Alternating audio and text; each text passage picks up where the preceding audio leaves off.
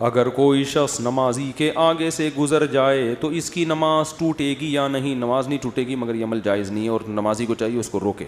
مفتی صاحب، اسلام میں بیوی کے حقوق کیا ہیں؟ برائے مہربانی مختصر وضاحت کریں۔ پہلا حق یہ ہے کہ اس کو کے لیے مناسب گھر کا انتظام کرے۔ سمجھتے ہو؟ جس طرح کا گھر اس نے اپنے خاندان میں دیکھا ہے، آپ کی آمدن بھی دیکھی جائے گی اور اس کا خاندان بھی دیکھا جائے گا، تو اس کے حساب سے مناسب سا اس کو گھر دیا جائے، گیس بجلی کا بل دیا جائے۔ اگر وہ ایسے خاندان میں ہے کہ ان خاندان میں ایئر کنڈیشن کے بغیر رہنے کا رواج نہیں ہے، تو آپ کو ایئر کنڈیشن کا انتظام بھی بولتے کیوں نہیں کرنا پڑے گا، کیونکہ قرآن کہہ رہا عاشروہن بالمعروف، تو ہر ایک کا عرف دوسرے سے مختلف۔ اگر وہ ایسے خاندان سے تھی کہ ان کے ہاں ایئر کنڈیشن کے بغیر لڑکیاں گھروں میں گزارا نہیں کرتی تھیں، ایسے خاندان سے آئی ہے، تو گھر میں آپ کو پراپر اے سی کا انتظام بھی بولو نا کر کے دینا پڑے گا۔ اگر وہ ایسے خاندان سے آئی ہے کہ جس خاندان میں لڑکیاں گھروں کے کام خود نہیں کرتی بلکہ نوکر رکھے ہوئے ہوتے ہیں، بعض بڑے مالدار لوگ ہوتے ہیں ان کے ہاں لڑکیوں کا کام سوائے میک اپ اور بیوٹی پارلر کے کچھ بھی نہیں ہوتا، وہاں سارے کام کس نے سنبھالے ہوئے ہوتے ہیں؟ خادموں نے، نوکروں نے، اتنے اونچے خاندان ہیں۔ تو پھر آپ کو اس کے لیے ملازم کا انتظام بھی، آپ اپنے حقوق اپنی، اب منہ سے آواز نہیں نکل رہی، شادیوں پہ بیان کرتا ہوں سارے نعرے لگا۔ میں پشاور میں تھا، ایک نے نعرہ لگایا مفتی طارق مسعود زندہ باد، دوسرے نے کہا 4 شادیاں زندہ باد۔ مجھے بڑی ہنسی آئی، میں نے کہا الحمدللہ ان کے دماغ میں 4 شادیاں گھول کے ہم نے پلا دی ہیں، بس یہی بہت بڑا مقصد حاصل ہو گیا، ان کو کھوپڑی میں بیٹھ گئی یہ بات۔ نعرے لگ رہے ہیں بھائی اب تو آپ لوگ نہ لگائیں برائے مہربانی، بھائی ویڈیو نہ بنائیں، ٹھیک ہے؟ اچھا خیر، تو کیا تھا؟ تو اگر وہ ایئر کنڈیشن میں رہنے کی عادت ہے اس کو، تو آپ کو اے سی کا انتظام کر کے دینا پڑے گا۔ اگر نہیں عادت ان کے گھر میں نہیں ہے تو پھر ضروری بھی نہیں، آپ پہ بھی لازم نہیں ہے۔ اگر ان کے گھر میں ملازم کام کیا کرتے تھے تو آپ کو ملازم کا انتظام کر کے دینا پڑے گا۔ اگر ان کے گھر میں رواج یہ تھا، اتنی اونچی فیملی ہے کہ بیویاں شوہروں کے لیے کھانا بولو نہیں پکاتی، بلکہ شوہر کے لیے بھی ملازم اور بیگم کے لیے بھی باہر سے، یہ سسٹم تھا، تو پھر آپ بھی اس سے کھانا بولتے کیوں نہیں پکوا۔ لیکن نارملی ایسا ہوتا نہیں ہے، نارملی درمیانے درجے کے جو خاندان ہوتے ہیں اس میں یہی ہوتا ہے کہ لڑکیاں گھروں کے کام کرتی ہیں، تو اس خاندان سے آئی ہے تو اس کو آپ کی خدمت بھی کرنی پڑے گی۔ سمجھتے ہو کہ نہیں سمجھتے؟ تو عاشروہن بالمعروف میں کیا دیکھا جائے گا؟ عرف کو، کہ اس لڑکی کے خاندان میں عرف کیا ہے۔ تو اسی وجہ سے کہتے ہیں کہ جب آپ شادی کرو تو تھوڑا سا اپنی حیثیت سے کم لوگوں میں کیا کرو، تاکہ آپ پر جو حقوق کا برڈن آئے وہ آپ آسانی سے ادا کر سکو۔ جب رشتہ لینے کے لیے جاتے ہیں تو دکان پکوڑوں کی ہوتی ہے، باتیں وہاں بیٹھ کے کروڑوں کی کر رہے ہوتے ہیں تاکہ ہائی پروفائل رشتہ ملے۔ یہ نہیں پتا ہوتا کہ اس کو افورڈ کرنا غریب آدمی کا کام نہیں ہے۔ تو جتنی چادر ہے نا اتنی چادر دیکھ کے پاؤں پھیلاؤ۔ سمجھتے ہو کہ نہیں سمجھتے؟ تو خلاصہ یہ کہ اس کو گھر پرووائڈ کرنا، گیس بجلی کا بل دینا، یہ کس کی ذمہ داری ہے؟ آپ کی۔ اگر آپ نے اس کو الگ کمرہ دیا پھر بھی ساس اور نند کی بے جا مداخلت ہے، ایک مداخلت بے جا نہیں ہوتی، جائز مداخلت ہوتی ہے، ایک ہے بے جا۔ بے جا کا کیا مطلب ہے؟ جب چاہیں دیور صاحب آ کے کمرہ کھول کے اندر جھانک لیتے ہیں، بیگم بھابھی کیا کر رہی ہے، اس کا اپنا کوئی سیپریٹ کوئی لاکر ہی نہیں ہے، اس کا کوئی اپنی چیزیں رکھنے کا انتظام ہی نہیں ہے۔ جب چاہیں ساس خام میں، کبھی کبھار تو ہوتا ہے لیکن ہر وقت ہی اس کو کوئی اپنی پرائیویسی نہیں ہے، تو پھر مرد پر لازم ہے کہ اس کو اپنے والدین سے الگ گھر لے کر دے۔ سمجھتے ہو؟ بعض خاندانوں میں ایسا رواج ہے کہ دیور صاحب جب چاہیں منہ اٹھا کے آ جاتے ہیں، وہ جس حالت میں بیٹھی ہوئی ہے اس کو شرم آتی ہے، سسر صاحب گھس آتے ہیں۔ بھائی جوان بیٹی بھی جب جوان ہو جائے تو باپ ایسے داخل نہیں ہوتا بیٹی کے کمرے میں، تھوڑا سا نوک کرتا ہے، اس کو سمٹنے کا موقع دیتا ہے، انہوں گھسے چلے آ رہے ہیں، وہ کس حال میں بیٹھی ہوئی ہے، نہیں جی ہمارا گھر ہے۔ اس قسم کی انٹرفیئرنس اگر ہو رہی ہو تو یہ عورت پہ ظلم ہے۔ سمجھتے ہو؟ تو ایسی صورت میں اس لڑکی کے لیے آپ کو اپنے والدین اور رشتہ داروں سے الگ گھر لے کر دینا، بول لو نا، واجب ہے، کیونکہ اس پہ ظلم ہو رہا ہے ایک نوعیت. اور اگر اس طرح کا نہیں ہے حساب کتاب، نارمل جیسے سب گھر رہتے ہیں، تو پھر الگ کمرہ اور سیپریٹ اس کو جو اٹیچ باتھ روم جو ہمارے یہاں ہوتا ہے اتنا پھر کافی ہے. لیکن اگر ظلم ہو رہا ہے اس کے اوپر دیوروں کی طرف سے، اس سے کام اتنا نہ لیا جائے جو اس کی حیثیت سے زیادہ ہو. بعض خاندانوں میں دیکھا ہے کہ 5 دیور ہیں، سب کے کپڑے دھونا ایک اکلوتی بھابھی کے ذمے، سب کا کھانا پکانا اس اکلوتی. دیہاتوں میں، گاؤں دیہاتوں میں بہت ہوتا ہے یہ. تو یہ بھی ظلم ہے. سمجھتے ہو کہ نہیں سمجھتے ہو؟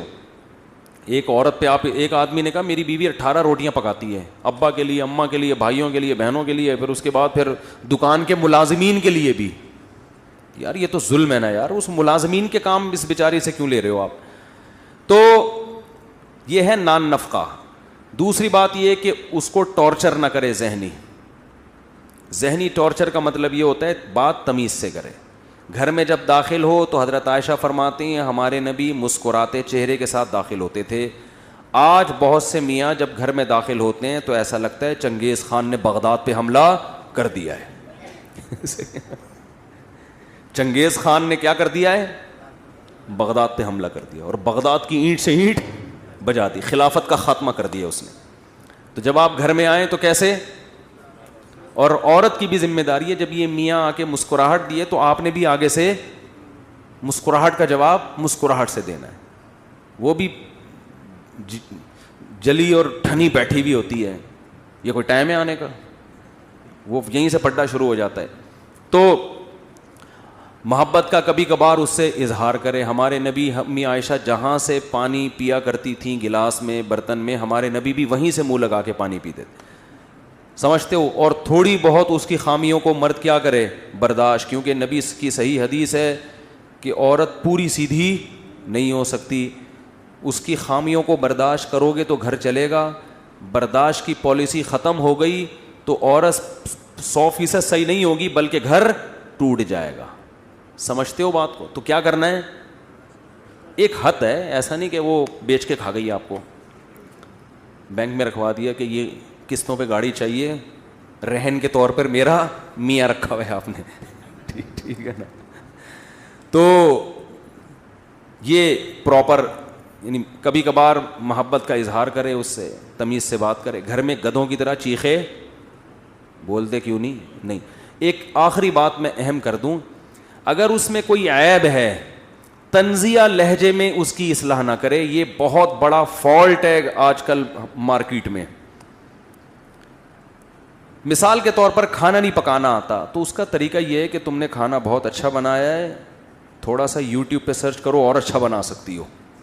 آئی بس. لیکن ہوتا کیا ہے، تمہارے ماں باپ نے کھانا پکانا نہیں سکھایا تمہیں، یہ کیا بنا کے لے آئی. اور سانسیں یہ کام ماشاء اللہ، سوائے ان سانسوں کے جو میرا بیان نہیں سن رہی، سوری، جو میرا بیان سن رہی ہیں، الٹا ہو گیا، جو سانسیں میرا بیان سن رہی ہیں ان کے علاوہ جتنی سانسیں ہیں، جب وہ بہو میں کوئی عیب بیان کرتی ہیں تو طنز کا عنصر اس میں زیادہ. مثال کے طور پر کھانا نہیں، کدو صحیح نہیں گلے تو وہ یہ نہیں کہیں گی کہ بیٹا یہ بہت اچھا کھانا ہے، تھوڑا سا اگر ٹیمپریچر زیادہ کر لیتی یا تھوڑا ٹائم اور رکھتی تو یہ اور اچھا بن جاتا. یہ اسٹائل، وہ ساس کیسی جس کا اسٹائل یہ ہو، وہ پھر ساس نہیں ہے.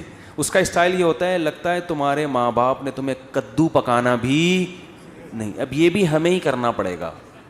وہ جل بھن کے نا اس کے دھواں نکلنا شروع ہو جاتا ہے بہو کے. یہاں سے اختلافات کا آغاز شروع. تو وہ بیچاری شریف شرفا ہوگی تو چپ رہے گی، اور اگر پڑھی لکھی ہے، کانفیڈنس ہے اس میں، تو ساس کو بھی اینٹ کا جواب پتھر سے کریں. اچھا تمہاری ماں نے سکھا دیا ہوگا، ہم تو بے وقوف ہیں، ہمیں تو کچھ بھی نہیں آتا. یہی کہے گی، ہاں تمہاری ماں نے تمہیں بہت کچھ سکھایا، ہم تو کیا ہیں، بے وقوف ہیں. یہ پھر اٹھا کے پلیٹ پھینکے گی، خود ہی پکاؤ، آئندہ میں نہیں پکا رہی، جاؤ. وہ جو مکھنچو ہے نا، جس نے میرے بیان سن کے شادی کی تھی، جب وہ شام کو گھر میں آئے گا تو کدو تو ویسے ہی نہیں گلے ہیں،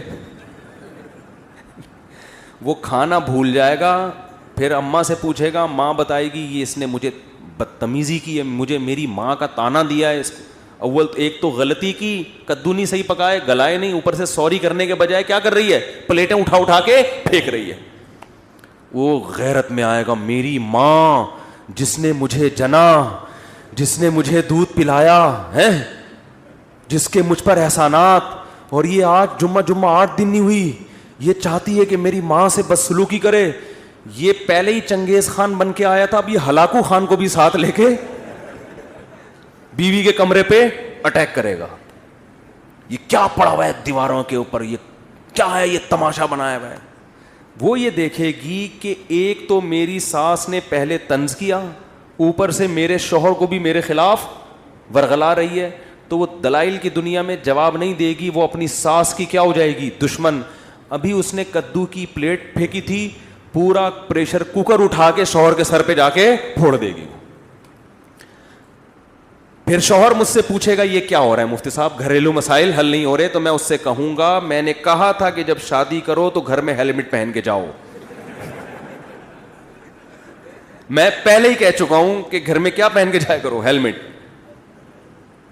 یہ تمہارا قصور ہے, تمہارا جو سر پریشر کوکر سے پھٹا ہے اس کی وجہ کیا ہے, تمہارے پاس اچھی کمپنی کا ہیلمٹ نہیں ہے. اب کسی کا باپ بھی خدا کی قسم بیٹھ کے حل نہیں کر سکتا کہ اس میں غلطی میری ماں کی تھی یا میری بیوی کی. خدا نے آج تک ایسا کوئی مخلوق پیدا, کیونکہ ادھر سے اس کی سنو گے اس کی سنو گے, آپ کو پتہ ہی نہیں چلے گا پہل کس نے کی ہے. چڑھ چڑھ پڑ پڑ, ادھر سے یہ ادھر سے.